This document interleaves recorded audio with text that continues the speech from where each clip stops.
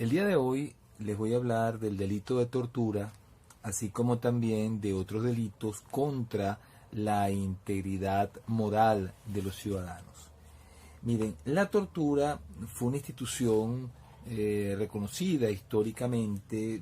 Podríamos decir que se inicia en la Alta Edad Media como un medio, podríamos decir, como un instrumento racional para la obtención de la verdad en el proceso penal. Ustedes dirán racional, ¿por qué? Si más bien la tortura sería algo irracional, en el sentido de que, bueno, de que se trastocan ciertos derechos fundamentales de las personas. Bueno, se consideraba racional porque se comparaba con las ordalías y con los juicios de Dios. Es decir, antiguamente, es decir, la decisión acerca de la culpabilidad de una persona quedaba en manos de ciertos ritos, de ciertas solemnidades, que dependiendo del resultado, de su aplicación en el caso concreto, se consideraba que la persona era inocente o culpable dependiendo de si lo había protegido Dios o no lo había protegido Dios en el caso concreto. Por ejemplo, no sé, si a una persona se le sometía a la prueba de agarrar un tizón caliente o una espada al rojo vivo, entonces bueno, si le salía una herida, si le salía una ampolla, entonces eso significaba que Dios no lo había querido proteger. En cambio, si no le salía nada, era porque Dios lo había protegido y por lo tanto era inocente. Ustedes dirán, bueno, pero entonces nadie pasaba esa prueba. No, sí, bueno, habría personas que la pasaban. ¿Y por qué la podían pasar? Bueno, imagínense, en aquellos tiempos había personas que podían tener las manos muy callosas, personas dedicadas al campo, a la labranza, etcétera, y claro, en esa medida podía ser que alguno pudiese agarrar una espada al rojo vivo y no quemarse, pero claro, eso de la protección de Dios era algo totalmente, bueno, irracional, en el sentido de que pudiera conducir a soluciones justas. Por eso es que nace la tortura, o se utiliza la tortura, en la Alta Edad Media. O sea, nace con el procedimiento moderno y tenía por objeto, bueno, repito, establecer un procedimiento racional. Es racional de que, bueno, de que una persona pueda confesar su responsabilidad penal en un hecho cuando se le somete a tortura o se le somete a tormento. O sea, por allí iba más o menos el razonamiento. En todo caso, pasó a ser en la Alta Edad Media el medio o el instrumento de prueba por excelencia. A veces, bueno, podía no solamente ser utilizado como medio de prueba, sino que también la tortura podía consistir o constituir la pena, el castigo por el hecho. Es decir, que no solamente la tortura fue utilizada como un medio para encontrar la verdad, sino que también la tortura se utilizó como forma de castigo. Aunque hay quienes llaman cuando la tortura se utilizaba para castigar a las personas, no para encontrar la verdad, sino para castigar, para penar, se le llamaba tormento. Algunos lo llaman tormento. En todo caso, la tortura y el tormento desaparecen en principio con la ilustración, y que bueno, de sus efectos, los efectos que tuvo la misma en el derecho penal. En cuanto a la tortura, claro, miren, a mí me gustaría citarles simplemente unos extractos de la obra de Foucault sobre Vigilar y Castigar, en la cual hace allí una pequeña descripción del castigo, de la tortura que se le infligió a una persona que se llamaba Damián. Él era un desequilibrado mental que había herido levemente en la costilla al rey, a Luis XV, y bueno, en virtud de ello, es decir, aquí la tortura le fue aplicada como castigo por el hecho, porque es decir, el castigo por el delito de regicidio, por haber tratado de matar al rey.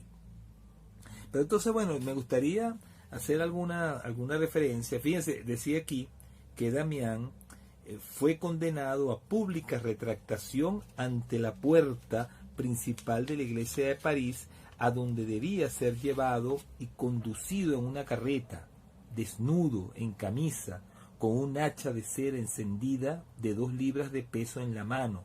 Después, en dicha carreta, a la plaza de Greve, y sobre un cadalso que allí habría sido levantado, deberían serle atenazadas las tetillas, brazos, muslos y pantorrillas, y su mano derecha ha sido en esta el cuchillo en que cometió dicho parricidio, o sea, el cuchillo con que había herido a Luis XV, quemada con fuego de azufre, o sea, con fuego de azufre, y sobre las partes atenazadas se le verterá plomo derretido, aceite hirviendo, pez, resina ardiente, cera y azufre, fundidos juntamente.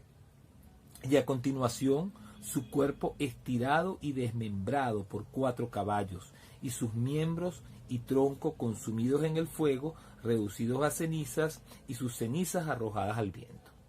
Finalmente, se le descuartizó sobre la Gazette de Ámsterdam.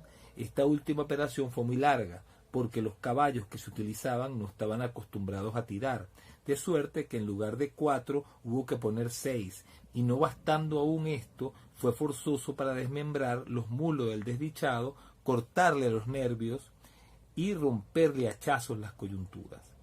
Aseguran que aunque siempre fue un gran maldiciente, no dejó escapar blasfemia alguna. Tan solo los extremados dolores le hacían producir horribles gritos, y a menudo repetía: Dios mío, tened piedad de mí, Jesús, socorredme. Todos los espectadores quedaron edificados de la solicitud del párroco de Saint-Paul, que a pesar de su avanzada edad no dejaba pasar momento alguno sin consolar al paciente. La descripción del testigo presencial continúa así: se encendió azufre, pero el fuego era tan pobre que sólo la piel de la parte superior de la mano quedó no más que un poco dañada. A continuación, un ayudante, arremangado por encima de los codos, tomó unas tenazas de acero, hechas para el caso, largas de 1,5 pies aproximadamente, y le atenació primero la pantorrilla de la pierna derecha, después el muslo, y de allí pasó a las 2 mollas del brazo derecho y a continuación a las tetillas. A este oficial, aunque fuerte y robusto, le costó mucho trabajo arrancar los trozos de carne que tomaba con las tenazas 2 y 3 veces del mismo lado. Retorciendo y lo sacaba en cada porción, dejaba una llaga del tamaño de un escudo de 6 libras. Después de estos atenazamientos, Damián, que gritaba mucho, aunque sin maldecir, levantaba la cabeza y se miraba. El mismo atenaciador tomó con una cuchara de hierro del caldero mezcla hirviendo, la cual vertió en abundancia sobre cada llaga. A continuación ataron con soguillas las cuerdas destinadas al tiro de los caballos, y después se amarraron a cada miembro a lo largo de los muslos, piernas y brazos. El señor Le Breton, escribano, se acercó repetidas veces al reo para preguntarle si no tenía algo que decir. Dijo que no, gritaba como representan a los condenados, que no hay como que se diga a cada tormento: perdón, Dios mío, perdón, Señor. A pesar de todos los sufrimientos dichos, levantaba de cuando en cuando la cabeza y se miraba valientemente.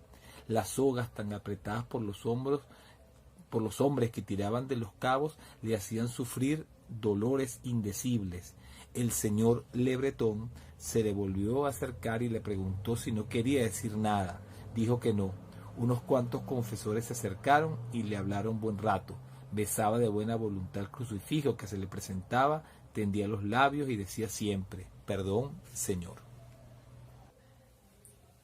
He querido comenzar esta clase haciendo cita de la tortura de la que fue objeto Damián, para de alguna manera dar a entender cuál es el problema que se plantea con la tortura.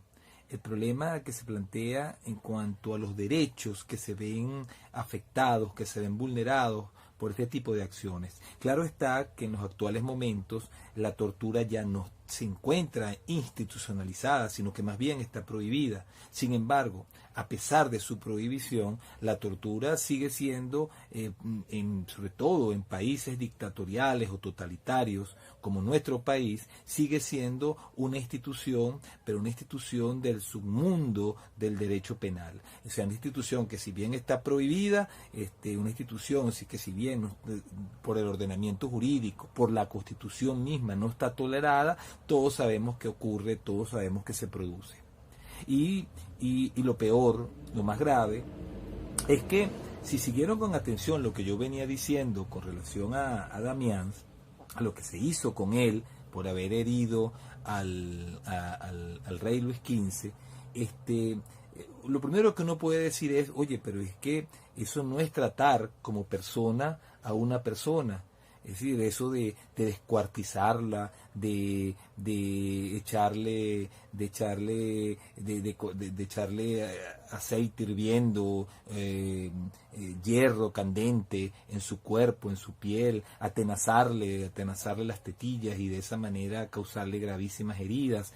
Eso realmente no es tratar como persona a una persona, y esto es lo que nos da, pues claro, pie para empezar a hablar de este delito, para empezar a hablar sobre todo de qué es lo que se pretende tutelar, qué es lo que se pretende proteger con una prohibición como la que tenemos en esta ley especial para prevenir la tortura y malos tratos y tratos crueles, inhumanos o degradantes. Es decir, se llama Ley Especial para prevenir y sancionar la tortura y otros tratos crueles, inhumanos o degradantes. El bien jurídico tutelado en el delito de tortura, y así como también en el delito de tratos crueles, así como también de tratos inhumanos o degradantes, es un bien jurídico complejo. Es decir, no se protege estrictamente un bien jurídico, sino que hay una diversidad de intereses tutelados. El legislador, fíjense que cuando regula esto en la ley que he mencionado,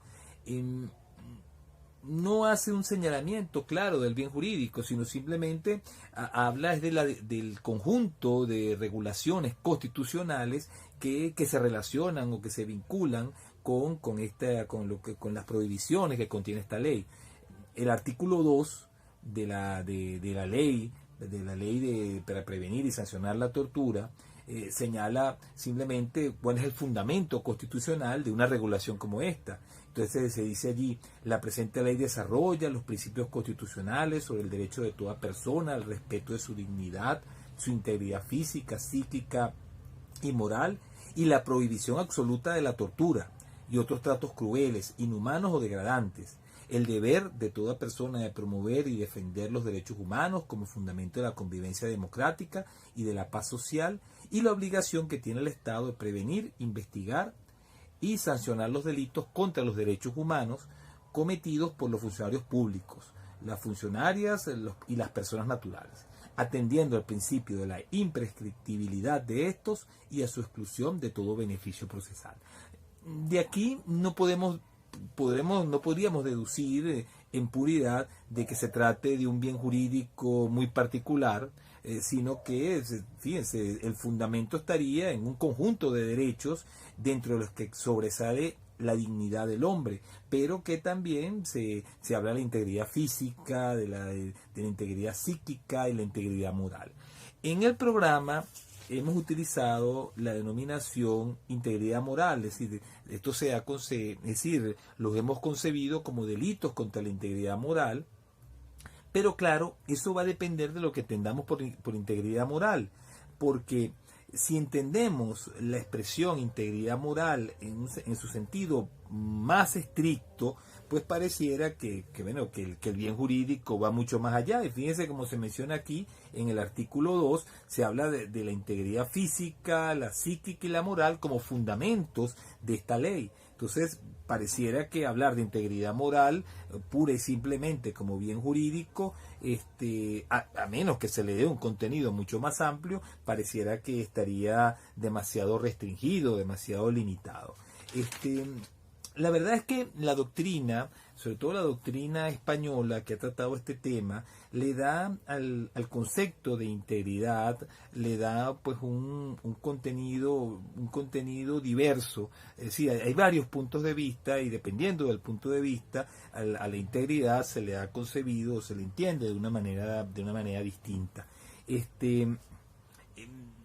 Yo creo que bueno, que aquí lo fundamental es entender que cuando a una persona se le tortura o se le trata cruelmente o se le trata de una manera inhumana, de una manera degradante, como dije hace un rato, como dije hace un momento, no se le trata como persona, se le desconoce su condición de persona. Y si bien de una manera muy genérica uno podría decir, bueno, pero eso es la dignidad simplemente, entonces se respeta aquí lo que se estaría protegiendo es la dignidad del ser humano, que se le trate precisamente el deber que existe, que tenemos todos de tratar a los demás como personas y sobre todo el deber que tiene el Estado de respetar los derechos fundamentales, la dignidad de cada individuo. O sea, si eso es entonces, bueno, sería la forma de entender al bien jurídico.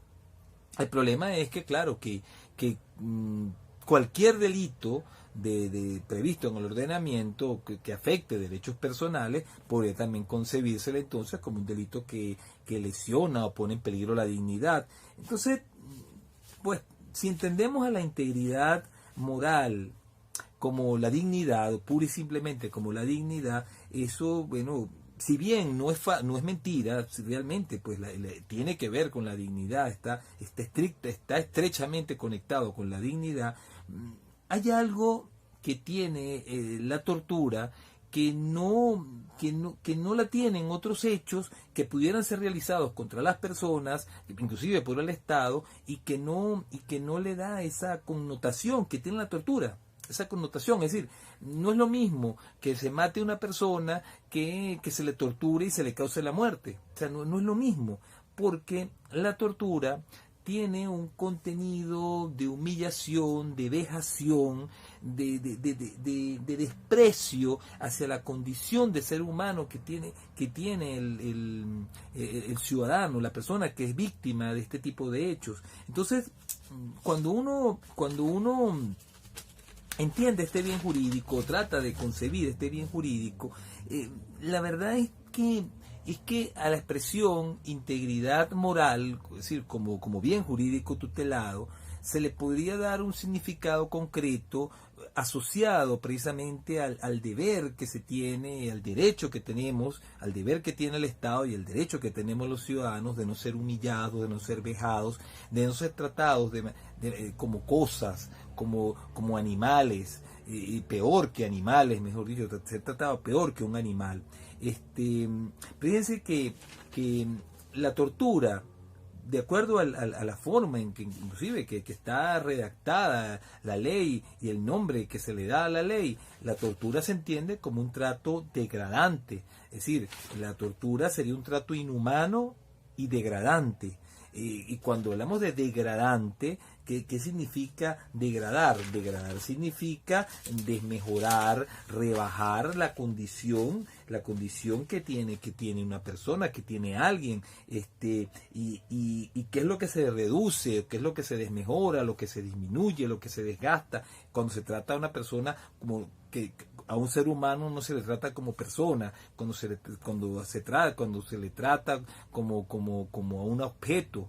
¿Qué es lo que ocurre allí? Bueno, simplemente que se rebaja, se desmejora la condición de persona que tiene ese sujeto, que tiene ese ciudadano. Y el Estado tiene el deber de respetar, el deber de proteger y de respetar esa condición, esa cualidad, y no rebajarla con sus actos por medio de sus funcionarios, de las personas que se encuentran a su cargo. Entonces, yo creo que el bien jurídico, si bien es un bien jurídico insisto, complejo. O sea, es verdad, se protege la integridad física, se protege la integridad psíquica de las personas, que hay quienes cuando hablan de integridad moral, y eso quiero destacarlo, hay autores que confunden integridad moral con integridad psíquica. Es una forma de verla, o sea, integridad psíquica, integridad psicológica. Pero claro, si uno dijese que eso es lo que se tutela en el delito de tortura o en el delito de tratos crueles o tratos inhumanos o degradantes, eso se confundiría el bien jurídico, por ejemplo, con el delito de lesiones.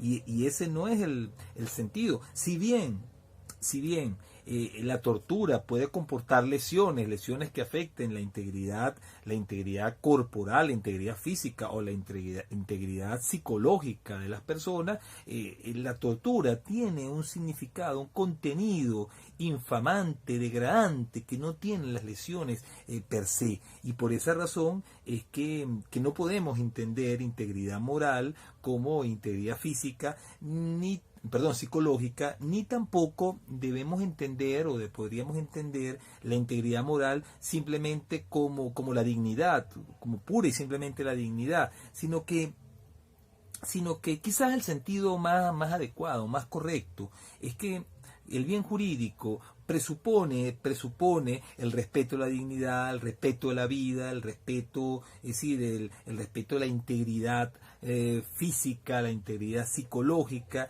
y también el respeto de la condición de ser humano, en el sentido del derecho a no ser humillado, degradado, vejado por las acciones de ciertas personas, de funcionarios o no funcionarios, dependiendo del caso, que ya vamos a ver cómo se incrimina este delito en nuestro ordenamiento. Entonces, bueno, yo creo que el bien jurídico, en definitiva, entonces es la integridad moral, entendida de esta manera como un bien jurídico complejo. Yo creo que también incluso dentro de este bien jurídico podríamos afirmar que también hay una tutela de la administración de justicia, de una correcta administración de justicia como parte de la administración pública. Más adelante, bueno, vamos a estudiar en qué consiste el bien jurídico de la administración de justicia como parte de la administración pública. En principio podría decirle, la administración de justicia tiene que ver con la protección de la función jurisdiccional del Estado, del normal, del correcto, del adecuado desenvolvimiento de la función de administrar justicia por parte del Estado. O sea, cuando los funcionarios torturan por ejemplo, a un imputado para hacerlo confesar, bueno, ese normal, ese correcto desenvolvimiento de la administración de justicia penal se ve trastocado, se ve violado gravemente por este tipo de acciones. Entonces, yo creo, bueno, que es un bien jurídico complejo, y sumado a todo lo que he dicho, fíjense, he nombrado la administración de justicia, he nombrado la administración pública, he hablado de la integridad física, la integridad psíquica, y también he hablado de la vida y he hablado de la dignidad. O sea, sumado a todo eso, yo creo que lo que diferencia al delito de tortura, los tratos crueles, los tratos inhumanos o degradantes, es que se protege, o sea, se protege a pesar de que hay una tutela a todo aquello que he mencionado, se protege. Es decir, ese sentido que tenemos todos como personas, es decir, de esa condición que tenemos como personas, en el sentido de que tenemos el derecho a no ser humillados, vejados, es decir, que nuestra dignidad en ese sentido particular no se ve afectada. Es decir, que no es solamente un atentado contra la vida o contra la integridad corporal, sino que haya esa humillación, ese desprecio, esa vejación hacia la condición de ser humano, que es lo que caracteriza actos como el trato cruel, el trato inhumano degradante o la tortura, que es el delito que vamos a ver a continuación. No está de más, de todas maneras, recordar que el artículo 46 de la Constitución dice muy claramente que toda persona tiene derecho a que se respete su integridad física, psíquica y moral. En consecuencia, ninguna persona puede ser sometida a penas, torturas o tratos crueles, inhumanos o degradantes. Ahí fíjense, por eso la alusión al derecho constitucional. Y toda víctima de tortura, dice además este numeral primero, de tortura o trato cruel, inhumano o degradante, practicado o tolerado por parte de agentes del Estado, tiene derecho a la rehabilitación. Y también dice el numeral segundo, creo que es importante destacarlo, que toda persona privada de la libertad será tratada con el respeto debido a la dignidad inherente al ser humano. También el numeral tercero, porque esto vamos a verlo después con el delito de tortura en particular, pero es interesante leerlo. Dice, el numeral tercero dice, ninguna persona será sometida sin su libre consentimiento a experimentos científicos o a exámenes médicos o de laboratorio, excepto cuando se encontrará en peligro su vida o por otras circunstancias que determine la ley. El Código Orgánico Procesal Penal tiene también normas relacionadas con estos delitos y yo, me voy a permitir también leerlas, sobre todo dentro de los derechos del imputado. Esos están consagrados en el artículo 127 del Código Orgánico Procesal Penal. Dice esta disposición que el imputado tendrá los siguientes derechos. Y si nos vamos al numeral noveno, entre los derechos está el de no ser sometido a tortura u otros tratos crueles, inhumanos o degradantes de su dignidad personal. Y el numeral décimo dice también, esto se relaciona con el numeral tercero del 46 que acabo de leer, que es un derecho también del imputado no ser objeto de técnicas o métodos que alteren su libre voluntad, incluso con su consentimiento. En el proceso penal incluso no vale el consentimiento para que el imputado sea sometido a técnicas o métodos que puedan alterar su libre voluntad y que eventualmente puedan conducir a una confesión de responsabilidad penal, en el caso, claro, del imputado. Entonces, hay un piso constitucional, hay un piso también, un fundamento en el Código Orgánico Procesal Penal para una figura como la tortura, los tratos inhumanos, los tratos crueles, inhumanos o degradantes que consagra esta ley. Bueno, entonces vamos a comenzar con los diferentes delitos previstos en esta ley. Vamos a comenzar con el delito de tortura para luego hablar de los tratos crueles y concluir con los tratos inhumanos o degradantes. La ley, si bien tipifica de manera expresa cada uno de estos delitos, la tortura está en el artículo 17, el delito de trato cruel en el artículo 18 y el delito de tratos inhumanos o degradantes en el artículo 21. La ley procura dar una definición de estos hechos. Es decir, el legislador establece un conjunto de definiciones que permitirían interpretar con más claridad los artículos 17, 18 y 21.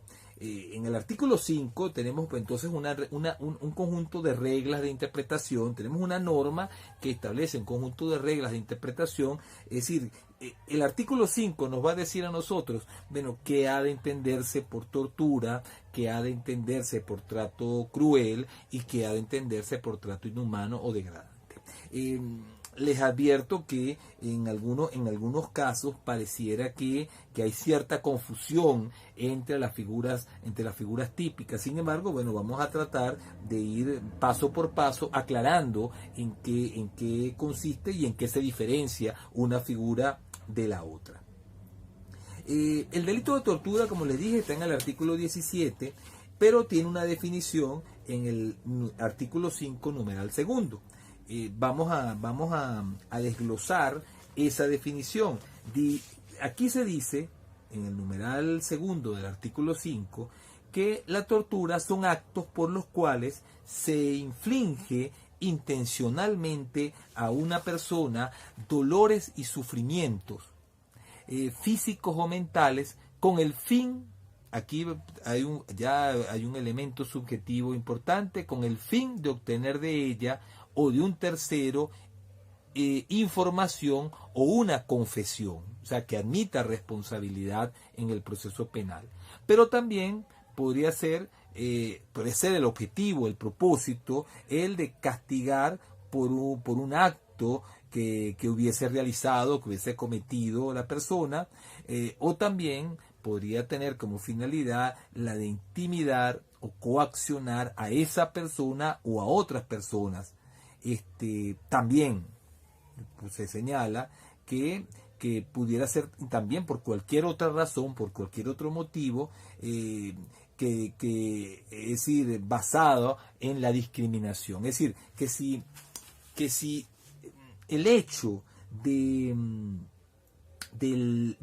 los actos que producen dolor y sufrimiento tienen que ver con discriminación, eso también a los fines legales se va a considerar una tortura. Pero también fíjense que la ley extiende también el concepto de tortura a la aplicación de métodos tendientes a anular la personalidad. Recuerden lo que expliqué, lo que mencioné entre los derechos del imputado. El imputado tiene derecho a que no se le, como ya he mencionado, a que no se le, un momentico, a que no se le, a no ser objeto de técnicas o métodos que alteren su libre voluntad, incluso con su consentimiento. Bueno, el hecho de someter a una persona a técnicas o métodos que alteren la libre voluntad del imputado, bueno, de la persona, eso también a los fines de la aplicación de esta ley van a ser o constituir igualmente el delito de tortura. Siempre claro que la utilización de esa técnica disminuye la capacidad física o mental, y aunque no produzca ni siquiera dolor, no importa que no produzca dolor, en esta hipótesis ni siquiera sería necesario que se produzca dolor o angustia en el imputado.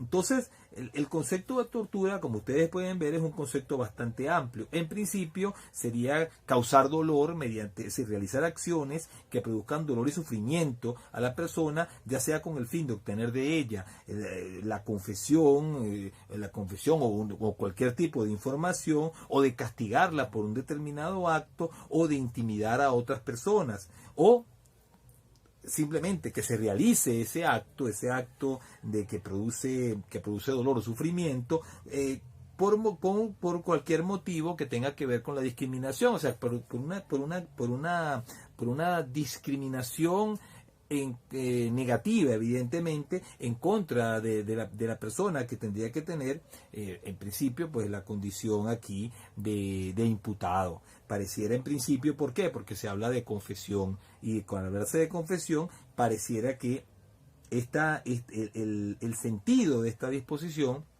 por lo menos de esta regla interpretativa, estaría enmarcado en un proceso penal dirigido contra una persona. En otras palabras, la tortura sigue siendo, desde este punto de vista, un medio para buscar la verdad, un medio que pertenece, como dije, al submundo del derecho penal y que está prohibido, pero un medio para obtener la verdad, obtener confesiones, obtener información de la víctima, o también un medio para crear prevención general negativa, intimidar, coaccionar a esa persona a otras personas, o simplemente por una forma de discriminación.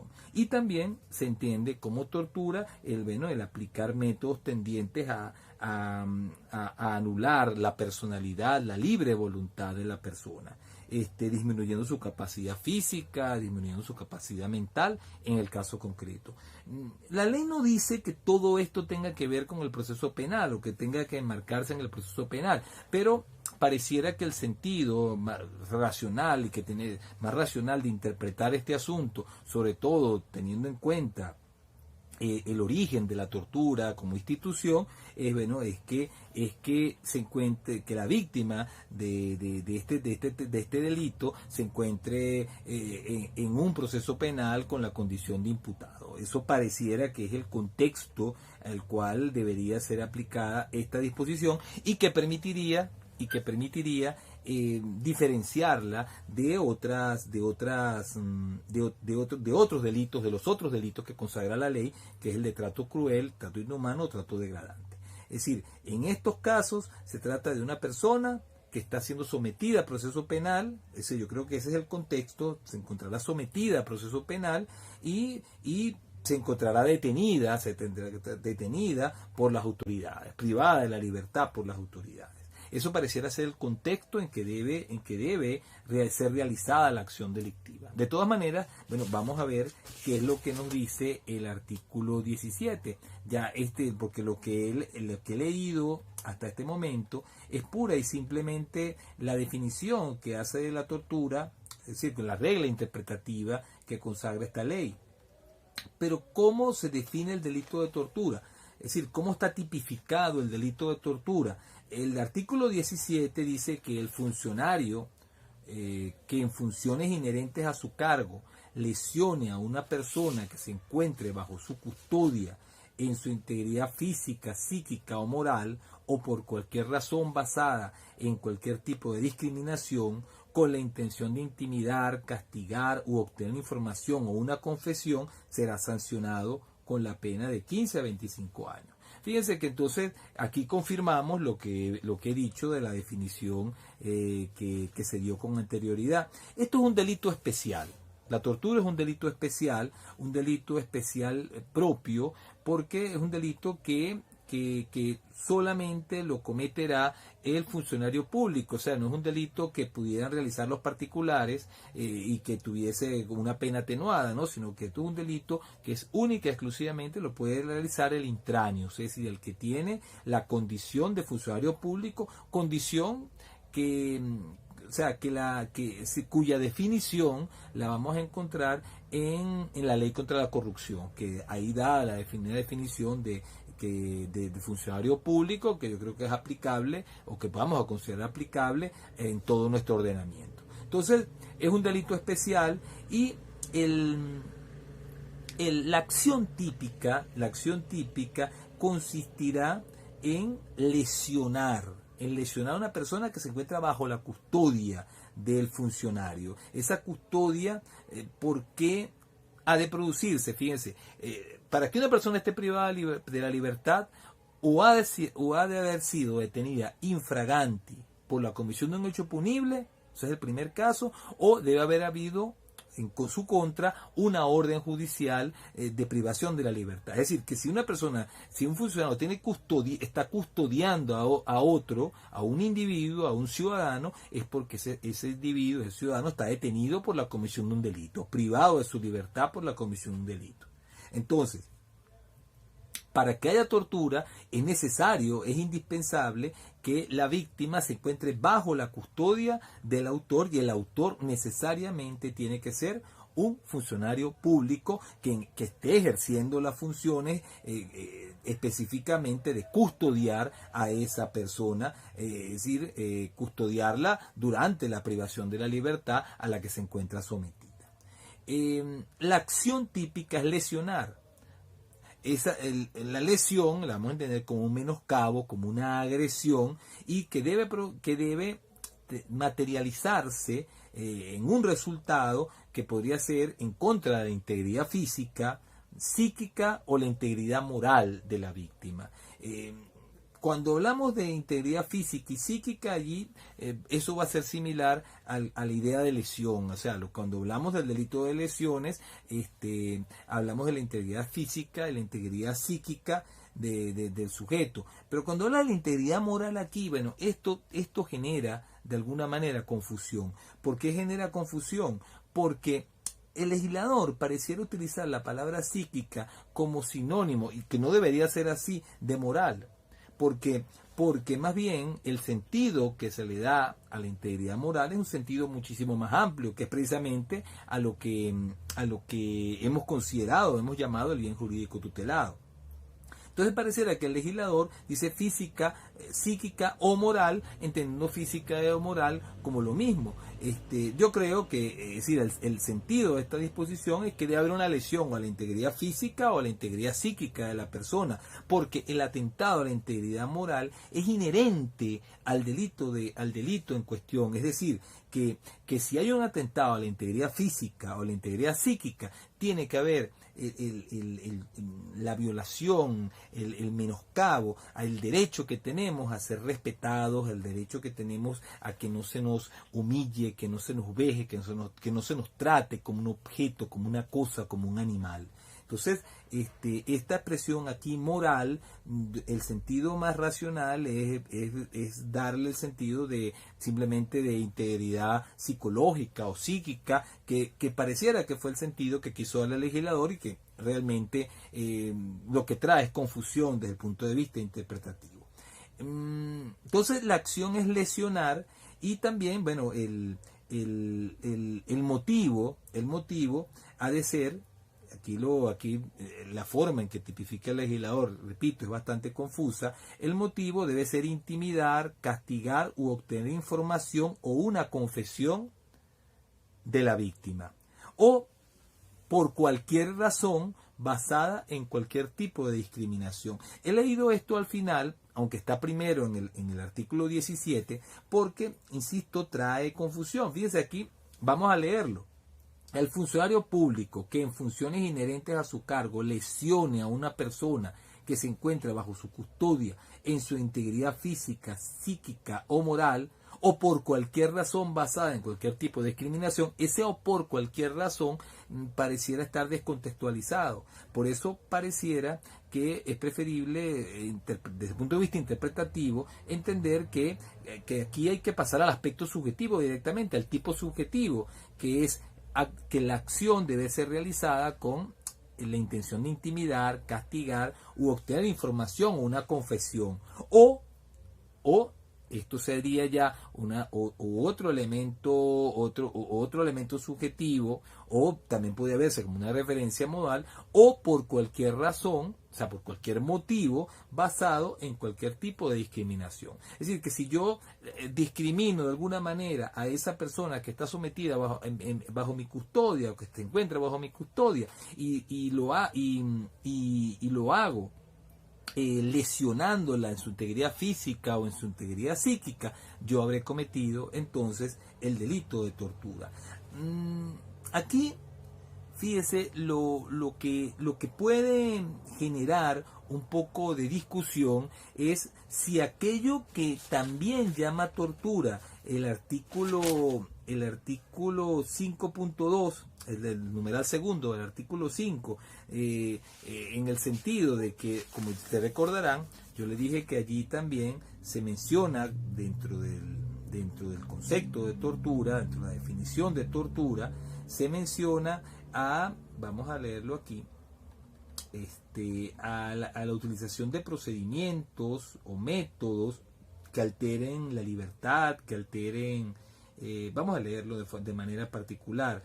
Asimismo, se entenderá como tortura la aplicación sobre una persona de métodos tendientes a anular la personalidad de la víctima o a disminuir su capacidad física o mental, aunque no acusen dolor físico o angustia psíquica. Esto llama la atención, fíjese. Si bien la definición de tortura en la ley contiene este elemento y que el cual a su vez tiene también un cierto sustento en los derechos del imputado, como lo mencioné en su momento, el tipo legal, si vamos al artículo nuevamente, al artículo 17, el tipo legal no me lo menciona. Es decir, arriba me dice que debe considerarse tortura, que se debe reputar, catalogar igualmente como tortura, pero el tipo legal no me lo menciona. Y entonces allí cabe la pregunta, si no hay una lesión conforme a lo que se señala en el artículo 17, no hay una lesión. Toda lesión implica dolor y cierto sufrimiento, por cierto, ¿no? Debo mencionarlo. Cuando se habla de lesiones, la lesión generalmente pues produce dolor. El resultado produce dolor, independientemente que pudiera la persona tener anestesia, ¿no? Porque cuando un médico lesiona, hace una operación, lesiona, y utiliza anestesia, y uno dice, bueno, es que no hay dolor. No, dolor sí habría. Lo que pasa es que por la anestesia evitaría que se manifieste o se concrete ese dolor, pero físicamente sí existiría dolor. Entonces, el problema está en que aquí se habla solamente de lesión y no se menciona el caso que señalé de la utilización de métodos tendientes a anular la personalidad. Y la aplicación de esos métodos propiamente quizás no sea una lesión. Incluso fíjense que el legislador trató de equiparar estos métodos con las lesiones, en el sentido de decir, bueno, es que no es importante, no es necesario que se produzca dolor a la víctima. Entonces, ¿el problema cuál es? El problema es que si utilizases un método que anule la personalidad y que no causase dolor en la víctima, porque no se trataría propiamente de una lesión, la pregunta es, bueno, estaríamos en presencia de una tortura. ¿Podríamos castigar por el artículo 17? Uno podría decir, bueno, sí, claro, porque el artículo 5, numeral segundo, cuando define la tortura, lo incluye, sí, pero ese es el numeral segundo del artículo 5. Pero el tipo legal, que es el que demarca la prohibición, el tipo legal no lo contiene, el tipo legal no lo señala. Y al no señalarlo el tipo legal, pues bien podría yo sostener, mira, pero es que esa conducta no está expresamente tipificada, porque el artículo 5.2, el numeral segundo del artículo 5, no es el tipo legal, es una norma interpretativa, es simplemente una regla de interpretación, pero no es el tipo legal. Y no siendo el tipo legal, mira, yo creo que es un poco cuesta arriba sostener que la conducta se encontraría prohibida por esa norma interpretativa. El punto es realmente de discusión. Yo creo que si uno asume de una manera estricta el principio de legalidad, el principio de la tipicidad, si uno interpreta, pues mira, de una manera literal, gramatical, este artículo 17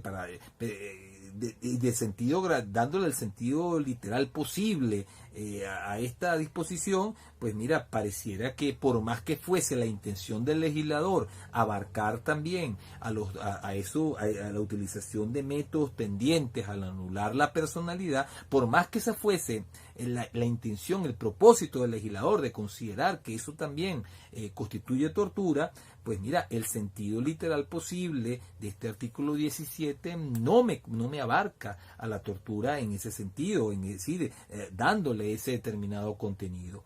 Yo creo que si uno entonces asume el principio de legalidad de una manera estricta, pues entonces, pues a pesar de esa equiparación que se hace en el numeral segundo del artículo 5, lamentablemente ese tipo de hechos, es decir, la aplicación de métodos tendientes a anular la personalidad, que disminuyan la capacidad física o mental, etcétera, etcétera, y que no causen dolor, ese tipo de hechos no podrían ser abarcados por la prohibición.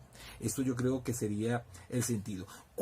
Una opinión contraria, una opinión contraria sería decir, bueno, pero es que esa fue la intención del legislador, fue el propósito del legislador, y cuando el legislador definió la tortura, incluyó, pues, indirectamente ya en el artículo 17, incluyó esa hipótesis. Claro, lo que pasa es que cuando uno interpreta la ley, el límite de la interpretación, el límite de cualquier uso de procedimientos analógicos en la interpretación, no es hacer analogías, sino se puede hacer analogía, o sea, se pueden utilizar el método de analogía para interpretar lo que está prohibido. La analogía en el derecho penal es para para crear delitos, penas, medidas de seguridad, pero uno utiliza la analogía para interpretar. Ahora, el límite de esa analogía que uno utiliza para interpretar es el sentido literal posible del texto legal, lo que dice la ley expresamente. La intención del legislador fue darle pues un significado más amplio a la prohibición, pero no lo materializó, no lo concretó de manera clara, de manera precisa, de manera inequívoca en el artículo 17. Siendo de esa manera, si uno quiere opinar, decir la opinión contraria, dirá, bueno, no, sí, pero es que esa fue la intención del legislador, y al ser la intención del legislador, el tipo habría que abrirlo a esa intención, a ese propósito que tuvo el legislador en el numeral quinto, en el numeral segundo del artículo 5. Pero realmente yo creo que es cuesta arriba este tipo de interpretaciones. O sea, sería como una forma, o sea, para uno sostener que estaría prohibido este tipo de hechos, o sea, la aplicación de métodos tendientes a anular la personalidad, para uno sostener, para uno afirmar eso, tendría que decir que se trata de una interpretación correctiva, de que el artículo 17 pecó por defecto, es decir, sería como una especie de interpretación correctiva o interpretación extensiva que tendría como motivo, bueno, que el legislador dijo menos de lo que quería decir. Pero eso, es decir, eso colinda de alguna manera con la analogía prohibida, allí donde yo creo que está la principal dificultad para interpretar de esta manera. Yo creo, desde mi punto de vista, el artículo 17 no abarca ese supuesto que está mencionado en el numeral segundo del artículo 5. O sea, que si bien uno cuando comienza a leer la ley dice, bueno, perfecto, esto es tortura, vamos a entenderlo, el legislador entiende que eso es tortura, bueno, cuando vamos a castigar, y recurrimos al tipo legal que contiene la definición de la tortura, la definición de la conducta prohibida ya de manera estricta, de manera formal, bueno, si no encontramos que aquello que se dijo arriba no está en la definición, pues entonces yo creo que no se podrá en el caso concreto utilizar esta disposición para precisamente el castigo de ese hecho. Es decir, el legislador tendría que haber previsto aquí dentro de las hipótesis, bueno, se castigará, podría haber dicho, se castigará con la misma pena en los casos que se apliquen métodos tendientes a anular la personalidad, a disminuir la capacidad física o mental, aunque no produzcan dolor. Bueno, se considerarán también tortura. Tenía que haberlo mencionado en el artículo 17, cosa que no hizo, y en virtud de ello, bueno, a mi manera de ver, debe entenderse que esa conducta no está prohibida formalmente. Cuando aquí se amenaza con pena el hecho, no se amenaza ese comportamiento en particular. El segundo delito que contiene la ley que estamos examinando es el delito de trato cruel.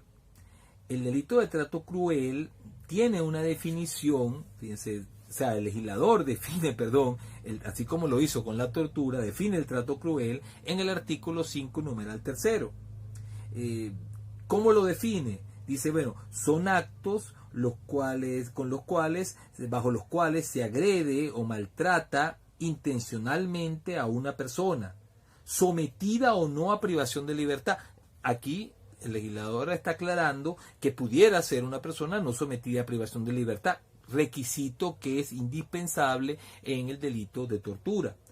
Es decir, que cuando se trate de una persona sometida a la privación de la libertad, podrá haber tanto trato cruel como tortura, pero todo dependerá de quién haya sido el autor y además también del propósito que se tenga al realizar la acción delictiva. Porque el hecho de agredir o maltratar, bueno, puede sintetizarse, concretarse también en una lesión, que es lo que constituye el delito de tortura. Ahora, pero ¿cuál es el propósito que debe seguir el trato cruel? O sea, ¿con qué finalidad debe realizarse el trato cruel? Dice, bueno, con la finalidad de castigar o quebrantar la resistencia física o moral de la víctima, generando sufrimiento o daño físico a esa persona.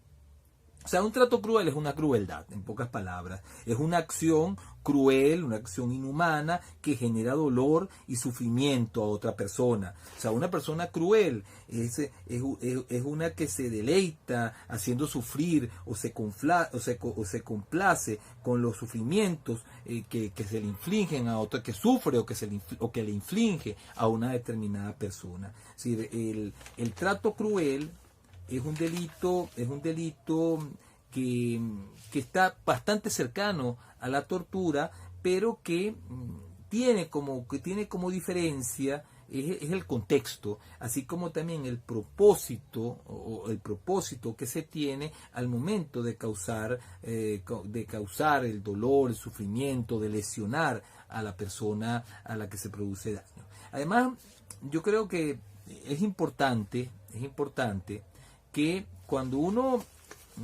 va a diferenciar a la tortura del trato cruel, la tortura siempre de alguna manera ha de producir un daño en la integridad física o psicológica de la víctima.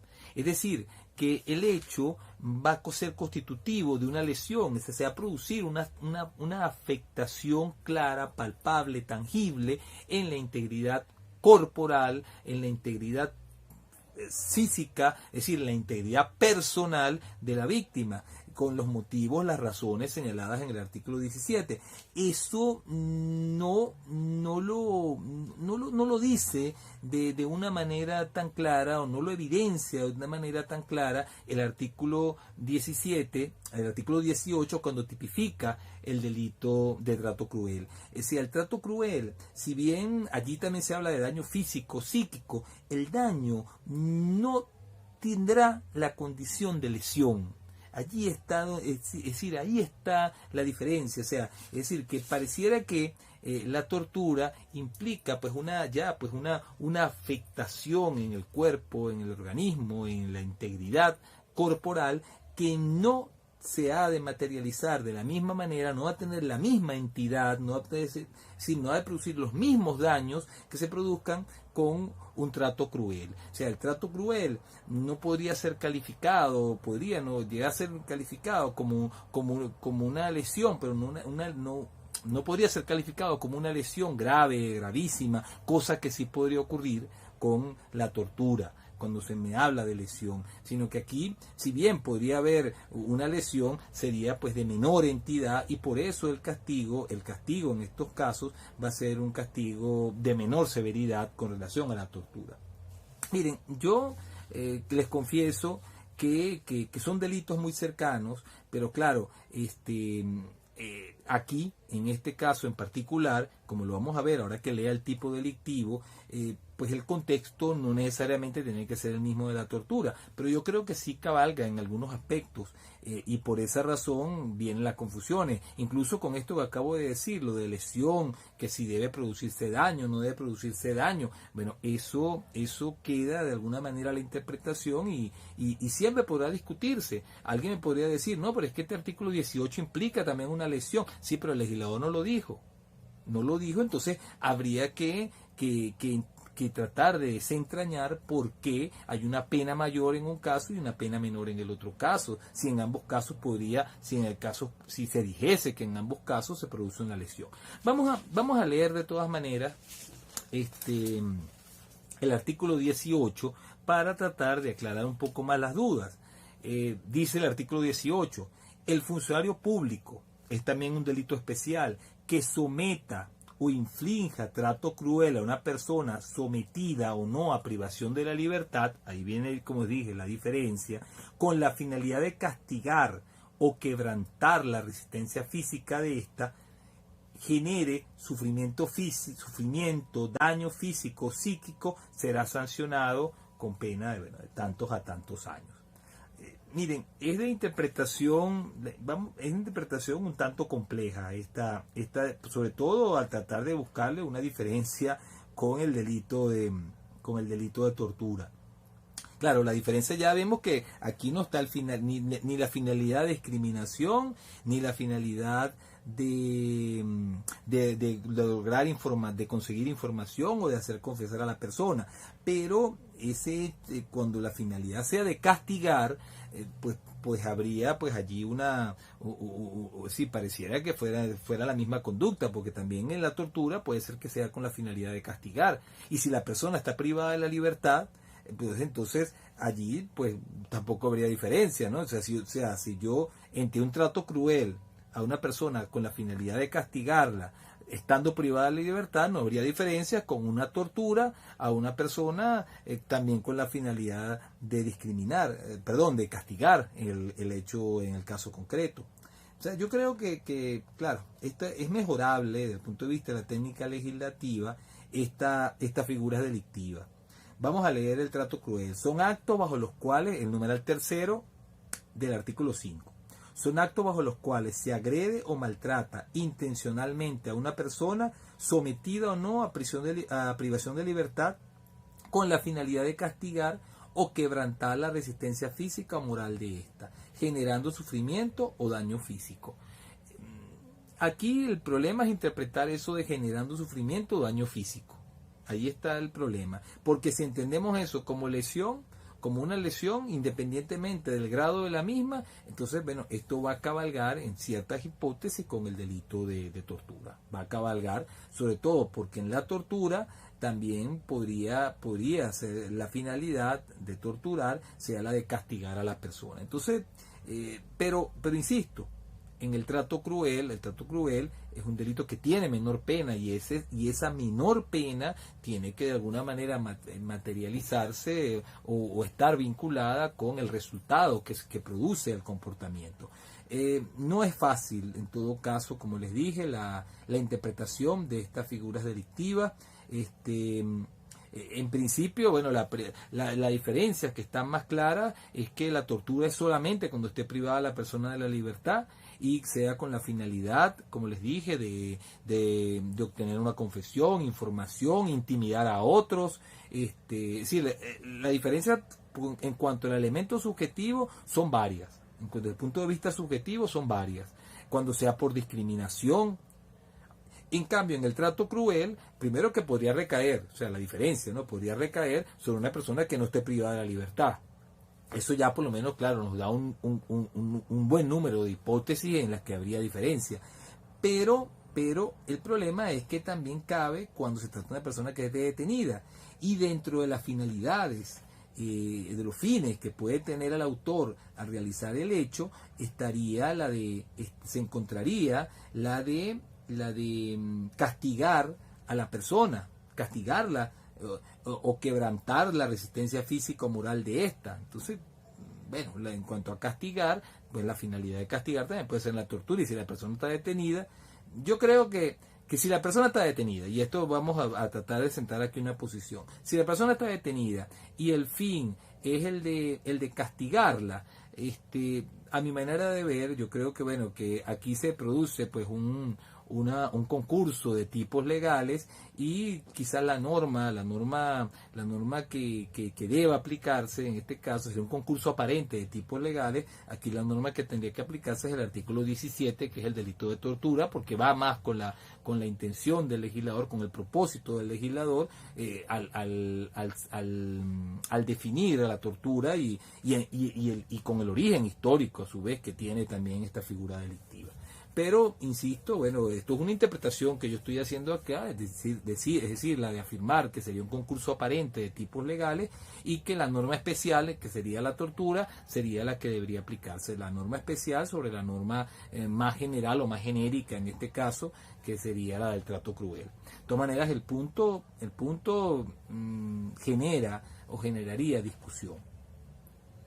En cuanto al delito de trato cruel y al delito de tortura, hay ciertas figuras señaladas en los artículos 19 y en el artículo 20 de la ley, con las cuales se regula de manera particular las formas de participación y algunos delitos que están contemplados en el Código Penal y están contemplados en la Ley contra la Delincuencia Organizada, bueno, se regulan de una manera particular en el artículo 19, al igual que también en el artículo 20. Si el legislador pretende en estos casos hacer una sanción específica como hechos punibles particulares de la colaboración, de la complicidad con el delito de tortura, del encubrimiento del delito de tortura o de la obstrucción a la justicia que pudiera producir también el encubrimiento o la obstrucción. Hay una diferencia allí entre encubrimiento y obstrucción que requiere que estudiemos un poco más la parte especial, o sea, que requiere que lleguemos a los delitos con la administración de justicia. Pero bueno, la obstrucción es simplemente como una forma de encubrimiento, y el encubrimiento es una conducta que consiste en que luego de haber sido cometido un hecho punible, después que se cometió un delito, el autor trata de evitar que el autor del encubrimiento, que aquel que cometió un delito, por ejemplo la tortura, pueda ser descubierto, pueda sustraerse, o él trata con sus acciones de que se sustraiga a las averiguaciones de la autoridad, etcétera. La obstrucción es una forma de encubrir, la obstrucción que puede ser, por ejemplo, destruyendo las huellas, imposibilitando que en determinados casos, o obstaculizando o entorpeciendo las acciones de los investigadores a los fines de que no se descubra el delito en cuestión. En todo caso, son figuras en las cuales se ve afectada la administración de justicia en general. Y aquí, bueno, pero es decir, esta incriminación, esta prohibición es con relación a el delito de tortura, es decir, la administración de justicia en cuanto específicamente al delito de tortura. Bueno, ¿qué es lo que se señala en el artículo 19 y en el artículo 20? Que el funcionario que colabore de cualquier manera o encubra a los agentes activos, o sea, a los autores de los delitos previstos en los artículos 17 y 18, es decir, del delito de tortura y del delito de trato cruel, será sancionado con una pena equivalente. O sea, que se castiga con la misma pena al que haya colaborado, se haya ayudado de alguna manera, al que sea cómplice del delito de tortura, o al que haya encubierto. La definición de encubrimiento, la definición legal, la vamos a encontrar en el Código Penal. Y la definición de colaborar, bueno, o sea, uno podría deducirla de la forma en que se encuentra regulada la complicidad en el artículo 84. O sea, yo podría decir que los numerales 1, 2 y 3 del artículo 84 del Código Penal son formas de colaboración.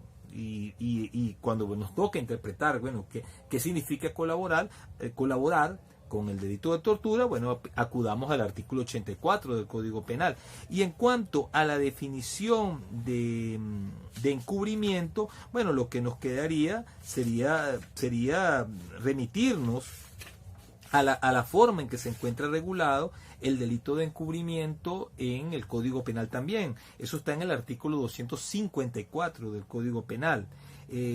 Se castigarán, dice aquí, con prisión de tantos a tantos años, los que después de haber cometido un delito penado con presidio o prisión, en este caso después de cometido un delito de tortura, sin concierto anterior al delito mismo, o sea, sin acuerdo previo con el autor y sin contribuir a llevar ese delito a ulteriores efectos, o sea, a efectos de mayor gravedad, el sujeto ayude, esto es lo que hace el encubridor, ayude a asegurar el provecho, a eludir las averiguaciones de la autoridad del delito respecto del delito, en este caso de tortura, o a que los reos se sustraigan a la persecución de la autoridad o al cumplimiento de la condena, y los que de cualquier modo destruyan o alteren las huellas o indicios de un delito que merezca las antedichas penas. Esto sería a grandes rasgos en lo que consistirá el delito de encubrimiento. Esto es lo que consiste el delito de encubrimiento en general. Y bueno, cuando aquí me dicen que se castigará con la misma pena al que colabore al funcionario que haya colaborado o que haya encubierto, bueno, entonces en ese caso, bueno, podemos utilizar como pauta interpretativa el artículo 254, al igual, como les dije, podríamos utilizar también como pauta interpretativa el artículo 84 del Código Penal para entender aquello en lo que consiste la colaboración. En cuanto a la obstaculización o la obstrucción, esto lo vamos a encontrar en el mismo artículo 19. Dice aquí: en la misma pena incurrirán los funcionarios públicos que entorpezcan las investigaciones correspondientes que instruya el Ministerio Público y la Defensoría del Pueblo. Bueno, y se les castigará también con inhabilitación. Usted dirá, bueno, profesor, pero entonces ¿en qué se diferencia el encubridor? Porque usted dijo que una forma de obstaculizar podría ser destruyendo las huellas. Mira, eso es una forma de encubrimiento y la obstaculización es también una forma de encubrir. Por eso, bueno, no es sencillo tampoco hacer diferenciaciones en este sentido. La obstaculización se diferenciará del encubrimiento por tratarse de cualquier acto que de alguna manera pueda perturbar la investigación, en el sentido de que no pueda lograrse los fines de la misma en los términos y en el tiempo adecuado, en el tiempo correcto, inclusive que no pueda llegarse a cumplir el fin, el propósito de la investigación, que es hallar la verdad. Ese sería, pues, pura y simplemente la idea de la obstaculización. En cambio, en el encubrimiento, bueno, pudiera cabalgar esta figura la destrucción o alteración de las huellas, pero se puede obstaculizar no solamente destruyendo o alterando las huellas. Podríamos decir que cualquier acto que no constituyese entonces una alteración de la destrucción o alteración de las huellas o indicias del delito, pero que de alguna manera perturbe, obstaculice, obstruya la investigación del Ministerio Público, es lo que consistirá el delito de obstaculización. Eso es decir, siempre tendremos que hacer exclusión del delito de encubrimiento, aunque la ley no dice absolutamente nada a este respecto. En el artículo 20 se regula estas son las denominaciones que utiliza el legislador. Se habla aquí de autoría material, autoría intelectual o colaboración de las personas naturales. Les advierto, en derecho penal esa nomenclatura, autoría material, autoría intelectual, generalmente no se utiliza. Se prefiere hablar de coautor, de coautores, de autor directo, de autor mediato o de autor inmediato. Es decir, prefiere utilizarse pues otro tipo de nomenclaturas y no esa, porque lo que llama aquí la ley autor intelectual podría ser un instigador. Entonces eso lo que genera es confusión. Por esa razón, bueno, yo tengo mis reservas con que aquí se utilice estas denominaciones. Vamos a ver qué dice el artículo 20. Dice: las personas naturales que participen en calidad de autores materiales o intelectuales de cualquier forma con él o los sujetos agentes activos de los delitos previstos en los artículos 17, 18 y 19 respectivamente, serán sancionados con una pena equivalente a las 3/4 partes de la pena principal aplicable a estos agentes activos, e inhabilitación para el ejercicio de la función pública y política por un periodo equivalente al de la pena decretada. De igual forma, quien colabore con cualquier forma con los agentes activos de los delitos señalados en este artículo será sancionado con la pena de 2/4 partes de la pena principal e inhabilitación para el ejercicio de la función pública por un periodo equivalente. ¿Qué es lo que pretende aquí el legislador? Bueno, se pretende castigar al extraño, es decir, al que no tenga la condición de funcionario público, se le va a castigar también por el hecho realizado, si tiene la condición de autor, ya sea de coautor o de autor mediato del hecho en cuestión. Aquí habla de autoría material, autoría intelectual. Mire, aquí va las formas, las clases de autoría que tradicionalmente uno acepta en el derecho penal son autoría directa, autoría mediata y la coautoría. Es decir, ¿qué es lo que se pretende aquí? cuando una persona no tenga la condición de funcionario público, bueno, se le va a castigar, ya sea por ser autor o por haber colaborado con el delito con una pena atenuada. Esa es la regulación, es decir, aquí el legislador castiga la tortura también cuando se trate de un particular, cuando se trate de un extraneus, no de un intraneus. El intraneus sería aquí el funcionario público, el que tiene la condición requerida en el tipo básico de la tortura y del trato cruel.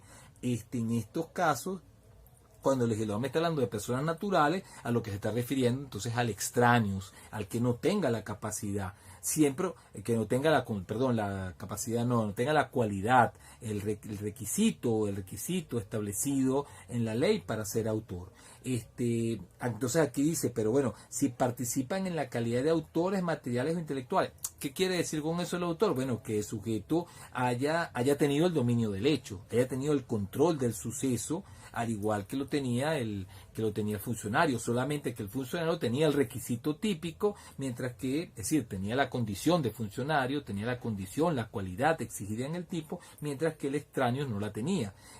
Si no estuviese esta regulación, pues entonces pareciera que cuando hay una coautoría, pues entonces el extraño quedaría sin sanción, quedaría sin castigo, porque el delito de tortura es un delito especial propio, como lo dije anteriormente.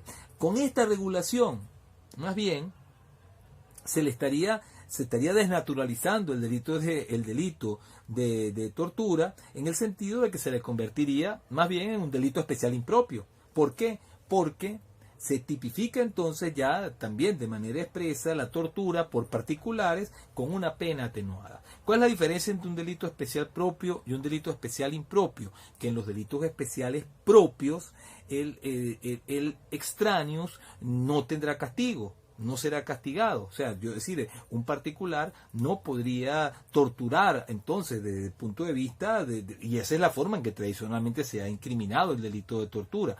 Pero ¿qué ocurre en los delitos especiales impropios?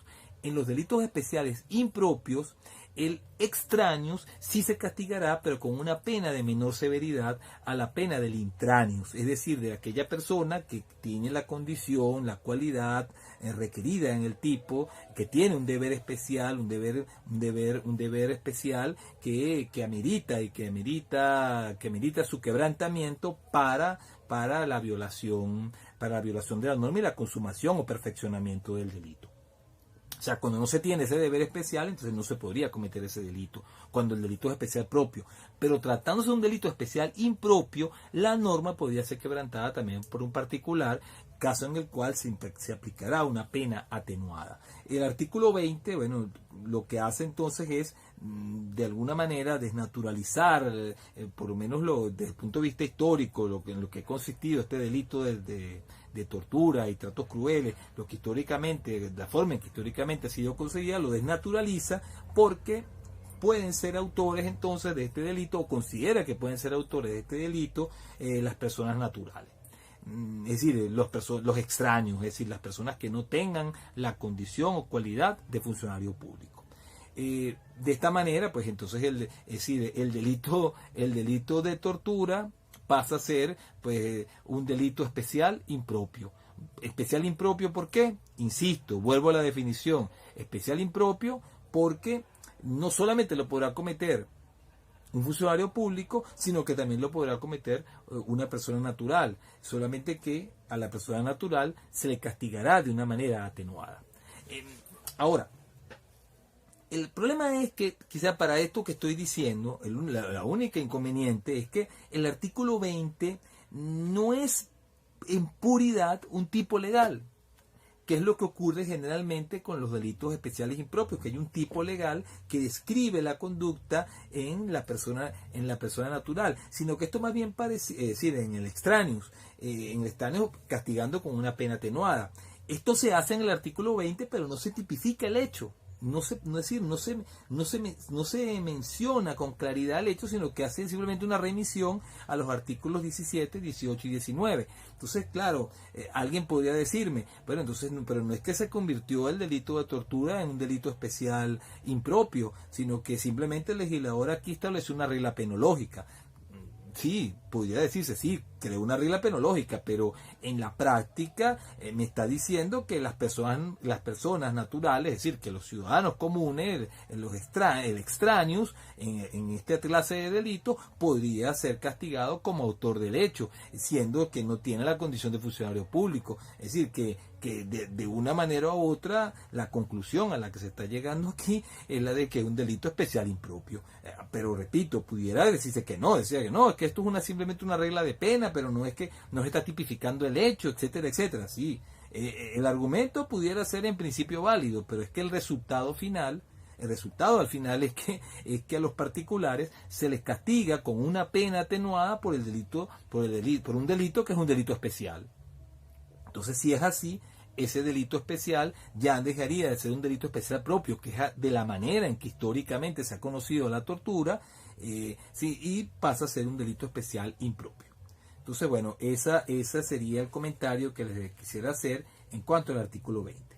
Bueno, por último, para concluir este tema, vamos a ver el delito de tratos inhumanos o degradantes. Este delito de tratos inhumanos o degradantes primero está definido también en el artículo 5. En el artículo 5, en el numeral cuarto, ¿cómo se definen los tratos inhumanos o degradantes?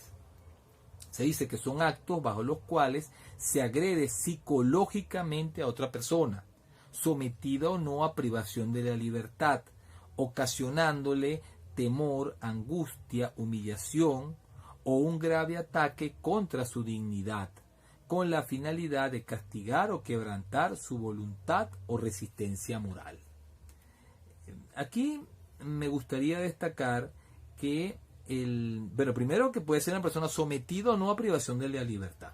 Entonces, bueno, eso ya de alguna manera nos excluye el delito de tortura, porque el delito de tortura implica que siempre la persona esté privada de la libertad. Es decir, que si uno de estos actos, se realiza uno de estos actos y se cumplen las condiciones, a las otras condiciones, además de la privación de la libertad del delito de tortura, pues entonces no será un trato inhumano degradante, sino será simplemente una tortura. Es decir, porque la persona está privada de la libertad. En cambio, bueno, pero tienen que darse, claro, las condiciones, ¿no?, que se mencionan allá. Ahora, pero ¿qué es lo que tiene de manera particular este hecho con relación al trato cruel y a la tortura? Bueno, que aquí la forma en que actúa el autor es desde el punto de vista subjetivo. Me explico. El daño que se busca producir es eminentemente de carácter psicológico, pudiendo las personas estar privadas de la libertad o no privadas de la libertad. Y entonces, además, el legislador exige, de acuerdo a esta regla interpretativa, vamos a ver de todas maneras lo que dice el tipo legal, pero por lo menos la regla interpretativa exige que se produzca un resultado como consecuencia de la acción. Es decir, que el delito se convierte en un delito de resultado, pero un delito de resultado con una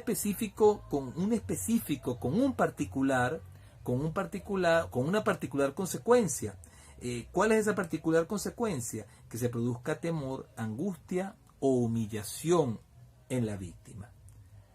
Es decir, eso, fíjense que el legislador no lo menciona en el trato cruel. Y claro, en el delito simplemente habla de daño, pero no habla de manera particular del temor, la angustia y la humillación.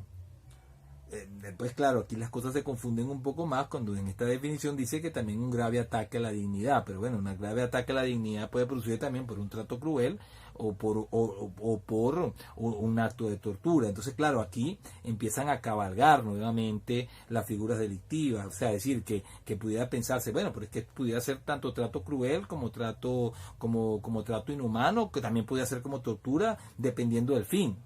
Ahí está el problema. Claro, lo que pasa es que el trato inhumano degradante tiene una sanción menor que el trato cruel y que la tortura. Entonces, claro, desde el punto de vista del grado, de la lesión, del daño que se produzca al bien jurídico, tiene que haber también diferencias y dependiendo de esa diferencia, dependiendo precisamente de la gravedad, de la entidad del daño producido, será una tortura, un trato cruel, un trato inhumano o degradante en el caso concreto. Oye, pero es que se cumplen los elementos típicos. Bueno, ya no hemos visto los elementos típicos, pero vamos a adelantarle a la... Sí, puede ser que se cumplan los elementos típicos, pero entonces allí tendremos que aplicar nuevamente las reglas del concurso aparente de tipos legales. Es decir, que es posible que una conducta pareciera que se amolde al mismo tiempo al delito de tortura, al de trato cruel, al de trato inhumano degradante, pero que cuando uno analice de una manera más particular, viendo cuál es la gravedad del daño producido, el propósito del autor, la razón de ser de la prohibición en cada caso. Bueno, cuando uno haga el análisis particular de cada uno de estos aspectos, uno diga, no, pero un momentico, esto es un concurso aparente. Es decir, aquí deberá aplicarse más bien el delito de tortura o el del trato inhumano degradante, dependiendo del caso en particular. El delito de tratos inhumanos o degradantes se encuentra tipificado en el artículo 21 de esta ley. Dice este artículo: el funcionario que en funciones inherentes a su cargo cometa actos bajo los cuales se agreda psicológicamente a otra persona, sometida o no a privación de la libertad, ocasionándole temor, angustia, humillación, o realice un grave ataque contra su dignidad con la finalidad de castigar o quebrantar su voluntad o resistencia moral, será sancionado. Bueno, aquí yo creo que si están escuchando la clase con atención, se van a dar cuenta que el legislador vuelve a repetir expresiones que utilizan el trato cruel y que también las utiliza en el delito de tortura. Como eso de la finalidad de castigar o la de quebrantar la voluntad o resistencia moral. Y también, bueno, pudiera decirse también que es algo que se repite, esto de agresión psicológica. ¿Por qué lo de agresión psicológica? Bueno, porque también la tortura puede ser psíquica, puede producir una afectación psíquica, al igual que también el trato cruel. Entonces, claro, esto de una manera u otra conduce pues a confusiones en la aplicación de la ley. O sea, es decir, una vez una funcionaria aquí, precisamente tratando de hacer una diferenciación entre tortura, creo que fue una defensora del pueblo, entre tortura, trato cruel o trato inhumano, bueno, metió la pata en las redes sociales y eso le cayeron encima, sobre todo porque ella trató de decir, no, es que eso no es tortura sino un trato cruel, algo así, o un trato inhumano, y entonces claro, la opinión pública la despedazó por utilizar esa expresión. Pero es que la ley, en realidad la ley no es clara. Entonces, aquí se dice que habrá tratos inhumanos o degradantes cuando el funcionario público en funciones inherentes a su cargo cometa actos bajo los cuales se agrede psicológicamente a otra persona. Bueno, eso de la agresión psicológica puede ser una forma de tortura dependiendo de la gravedad de la misma, dependiendo de los fines que tenga el autor. Igual también esto de eso de realizar un grave ataque contra su dignidad. O sea, un grave ataque contra su dignidad se puede producir tanto en el delito de tratos crueles como en el delito de tortura. Ahora, quizás lo que aquí se prevé que no está destacado de la misma manera en la tortura y en el delito de trato cruel es el resultado, que aquí pareciera que tiene que producirse un específico resultado. ¿Cuál es ese específico resultado? Tiene que ser que pues el acto, la agresión psicológica tenga como consecuencia el temor, angustia o humillación en la víctima. Pero es que también es un trato cruel en un caso de tortura puede producirse también este tipo de resultado. No es sencillo. Yo lo que creo es que siempre tendrá que el juez evaluar evaluar primero, bueno, el propósito, el fin que tenía el autor y tener como, claro, como norma básica la de la tortura. O sea, porque lo que sí, o sea, puede ser que se nos vaya un trato inhumano, un trato cruel, pero un caso de tortura no se nos puede, en la aplicación de la ley penal no se nos puede ir, porque eso es lo más grave, o sea, es el delito de más grave. No digo que no tengan gravedad también los tratos crueles y los tratos inhumanos, pero es que la tortura es, yo creo que el sumum de la gravedad, del daño que se le puede producir a la humillación, la vejación a una persona, a un ser humano. O sea, es el peor atentado a la dignidad. Entonces, tener como, bueno, primero como base el tipo del delito de tortura y luego, bueno, cuando corresponde en un caso concreto, analizar, evaluar si se cumplen, porque como hay requisitos que son similares tanto en la tortura, el trato cruel y el trato inhumano degradante, cuando se trata de un caso, por ejemplo, en que la persona esté detenida, que puede ocurrir en los 3 delitos y que sea con la finalidad de castigarlo, que puede ocurrir también en los 3 delitos, y se trata evidentemente de un funcionario público que tenga la función, que en funciones inherentes a su cargo, que también se cumplen en las 3 figuras, si mal no me equivoco, pues bueno, en esos casos el juez no decía no, entonces aquí hay un concurso ideal. No, esto no es un concurso ideal, esto no será un concurso ideal, sino que será un concurso aparente. O sea, pareciera que hubiera un concurso ideal, pero realmente no lo hay, y entonces bueno, el juez tendrá que evaluar, teniendo como, a mi manera de ver, como punto de apoyo el tipo de tortura, bueno, es decir, como la norma más específica, más especial, como la forma característica de trato inhumano, de trato degradante. Entonces, bueno, partiendo del delito de tortura, es que va luego a interpretarse, bueno, si son aplicables las otras disposiciones o no, o se trata específicamente de un delito de tortura. Como la tortura es el delito de mayor gravedad, pues entonces la afectación, el daño al bien jurídico no puede ser el mismo. O sea, no me podría decir alguien, bueno, es que una persona sintió temor. Bueno, sí, una cosa es que sienta temor y otra cosa es que se aterrorice. O sea, si la persona quedó aterrorizada, entonces no es que, quizás a lo mejor no es un delito de tratos inhumanos, eso fue un delito de tortura. Y claro, los expertos son los que nos dirán ahí del grado de afectación psicológica que tuvo la persona. O sea, por ejemplo, volviendo al caso del delito de tratos inhumanos degradantes, aquí se dice que el resultado puede ser temor, puede ser el temor, puede ser la angustia o podría ser la humillación. Bueno, vamos a pensar pues, que la persona sufre un ataque de pánico, estaba sometida a privación de la libertad y las acciones que realizaron, la agresión psicológica, se hizo con la finalidad de castigarlo.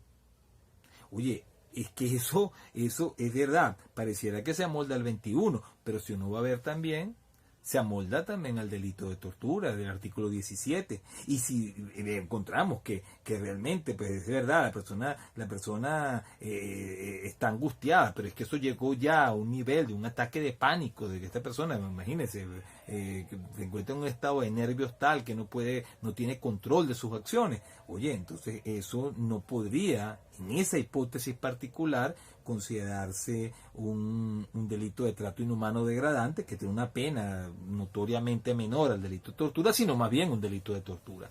Lo que quiero decir con esto es que no es sencillo aplicar esta disposición legal, estas disposiciones legales, y que requieren por parte de los jueces pues bastante preparación, bastante estudio, un análisis detallado y sobre todo recordar los principios que rigen las reglas del concurso, tanto del concurso material como el concurso ideal, y en el caso que estoy mencionando, el caso del concurso aparente. O sea, ¿cuándo hay un concurso aparente? Hay un concurso aparente cuando una conducta pareciera amoldarse a varios tipos legales y realmente se amolda a uno en realidad, a uno en particular.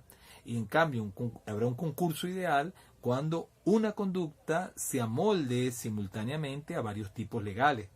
El concurso material en su caso, o real, es cuando varios hechos se amoldan a varios tipos legales. Ese no es el problema que estaría yo planteando en este caso. En este caso, con relación al delito de tortura, al delito de tratos inhumanos y degradantes, y al delito de tratos crueles, lo que podría haber es un concurso ideal o un concurso aparente. Yo creo que siempre habrá un concurso aparente y que todo aquello que tenga cierta notoriedad, cierta gravedad, aun cuando pareciera que se cumplen los requisitos de las tres figuras delictivas, si tiene gravedad, si se produce un daño, una afectación grave en la integridad de la persona, en la integridad física, en la integridad psicológica de la persona, como una lesión, pues entonces en ese caso estaremos en presencia del delito de tortura, independientemente que se puedan cumplir los requisitos típicos de las otras figuras.